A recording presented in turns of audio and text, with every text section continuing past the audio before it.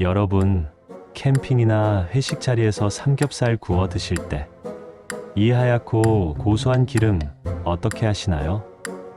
보통은 몸에 좋지 않다는 생각에 키친타월로 닦아내거나 최대한 먹지 않으려고 애쓰시죠. 지방은 건강의 적이라는 공식이 우리 머릿속에 깊이 박혀있기 때문일 겁니다. 그런데 만약 우리가 그토록 피해왔던 이 돼지기름이 사실은 완두콩, 토마토, 심지어 등 푸른 생선의 대표 주자 고등어보다도 영양가 높은 음식이었다면 믿으시겠습니까? 최근 전 세계 영양학계를 깜짝 놀라게 한 연구 결과가 발표되었습니다. 오늘 돼지기름에 대한 놀라운 반전 평가를 낱낱이 파헤쳐 보겠습니다. 이야기는 한 외신 매체가 국외의 저명한 영양 연구를 인용해 보도하면서 시작됩니다. 이 연구는 무려 1000가지의 다양한 음식을 분석해서 우리 건강에 꼭 필요한 가장 영양가 높은 음식 100선을 선정했는데요. 그 순위가 정말 흥미롭습니다.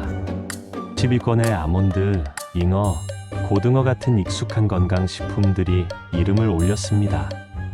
그런데 바로 그 8위에 우리의 예상을 완전히 깨고 돼지기름이 당당히 자리한 것입니다. 100점 만점에 73점.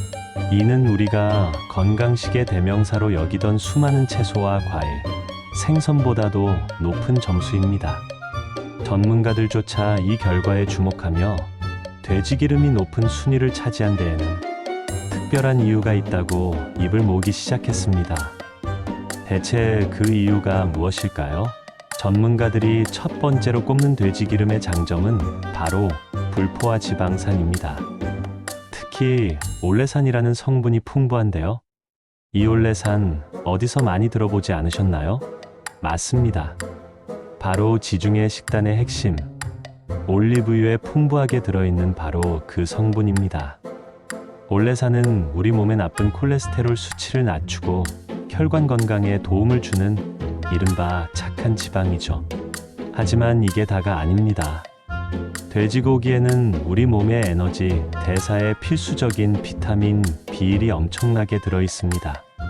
비타민 B1은 우리가 섭취한 탄수화물을 에너지로 전환하는데 핵심적인 역할을 하고 피로 해소에도 도움을 주는데요. 놀라운 사실은 돼지고기의 비타민 B1 함량이 소고기의 무려 6배에 달한다는 점입니다. 여기에 햇빛 비타민으로 불리는 비타민 D까지 풍부합니다. 비타민 D는 뼈와 치아를 형성하고 튼튼하게 유지하는 데 반드시 필요한 영양소죠.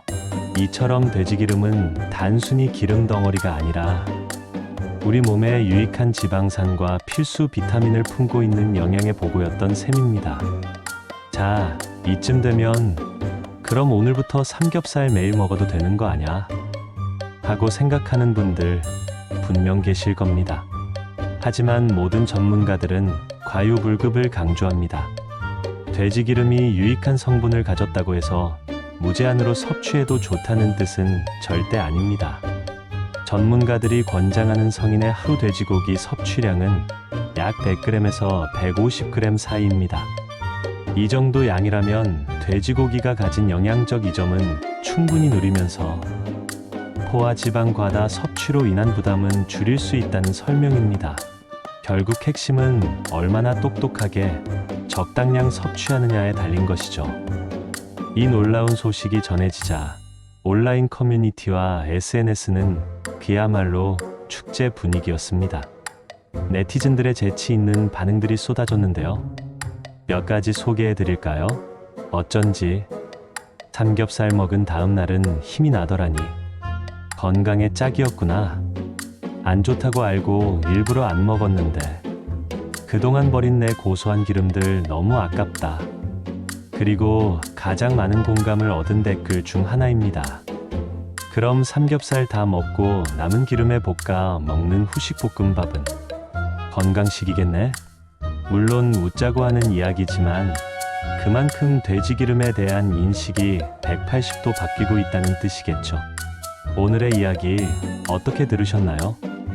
돼지기름이 무조건 피해야 할 음식이 아니라 어떻게 먹느냐에 따라 우리 몸에 이로울 수 있다는 사실. 이제부터 삼겹살 드실 때 너무 죄책감 갖지 마시고 맛있게 즐기셔도 좋겠습니다. 대신 채소 듬뿍 곁들이고 마지막 볶음밥은 딱 한 공기만 드시는 센스 잊지 마시고요. 돼지 기름의 놀라운 반전. 여러분의 생각은 어떠신가요?